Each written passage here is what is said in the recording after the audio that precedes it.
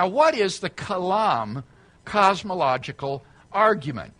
Well, the word Kalam is an Arabic word that denotes medieval Islamic theology.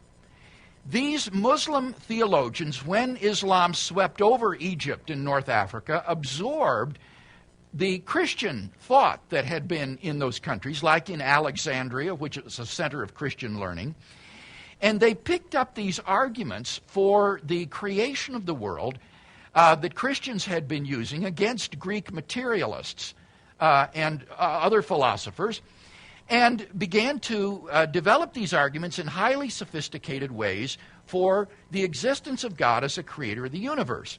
So let me appeal to one of the greatest of these medieval thinkers, whose name was Al-Ghazali, a medieval Muslim theologian from the 12th century who lived in Persia, or modern-day Iran.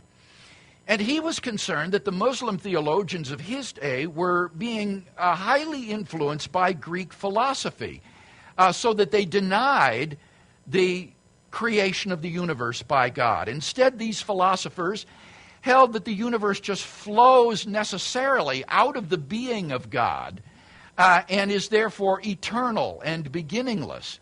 In fact, just as necessary as God is. The world is a sort of emanation out of the being of God. Well, after thoroughly studying the writings of these philosophers, Al-Ghazali wrote a withering critique of their views in a book entitled The Incoherence of the Philosophers. The Incoherence of the Philosophers. And this is a fascinating book, which I think repays reading today. Just very stimulating. And in this book, he argues that the idea of a beginningless universe is absurd. He argues that the universe must have had a beginning. And since nothing comes into being without a cause, there must be a transcendent creator of the universe. Now, Al-Ghazali frames the argument very simply. Here's a quotation from him. He says, "Every being which begins has a cause for its beginning. Now, the world is a being which begins. Therefore, it possesses a cause for its beginning." End quote.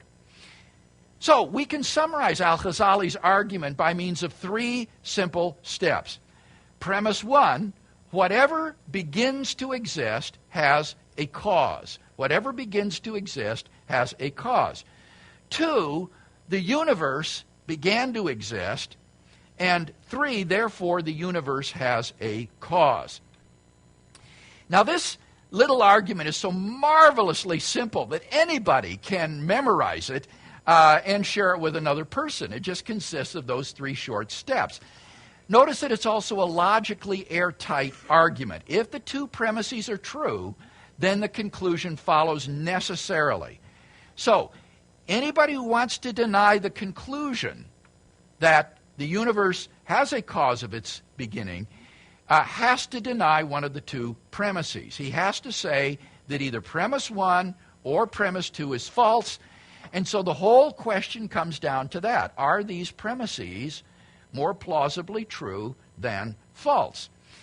Yes, there's a question right over here. Bill, unless I missed it, did you ever explain what the word kalam means? Perhaps I didn't, Robert. In that case, I'll be happy to do so. I found a number of etymologies, and I wasn't sure which one was right. It's an Arabic word, and it literally means word or speech.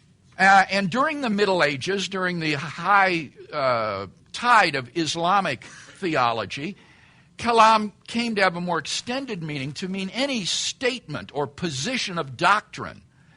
And the whole movement of medieval Islamic theology came to be called kalam.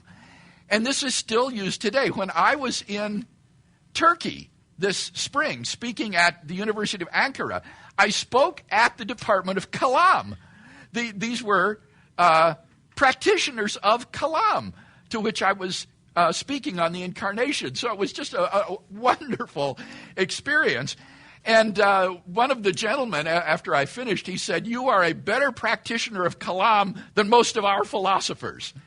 So that was really an encouragement to me. And the reason I call the argument the Kalam Cosmological argument is because, although it has its roots in Christian theology, when Islam conquered North Africa, it absorbed the Christian theological traditions that existed in places like Alexandria in Egypt.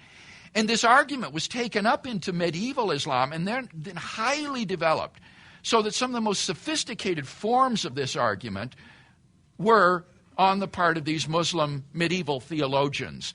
And so I think for that reason, the honorific title, the Kalam Cosmological argument, is well-deserved.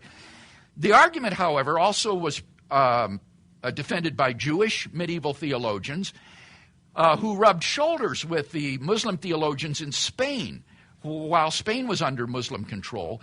And through the Jewish theologians, then this was in turn mediated back to the Latin-speaking Christian European West, where people like St. Bonaventure adopted this argument and defended it, so that the argument has a broad intersectarian appeal, having been propounded by Jews, Muslims, Christians, both Protestant and Catholic.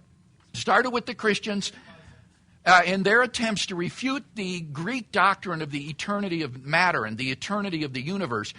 These early Christians wrote works against Aristotle, and then when, as I say, Islam supervened over North Africa, they absorbed this tradition, and since Muslims also believe in creation out of nothing, they found these arguments congenial.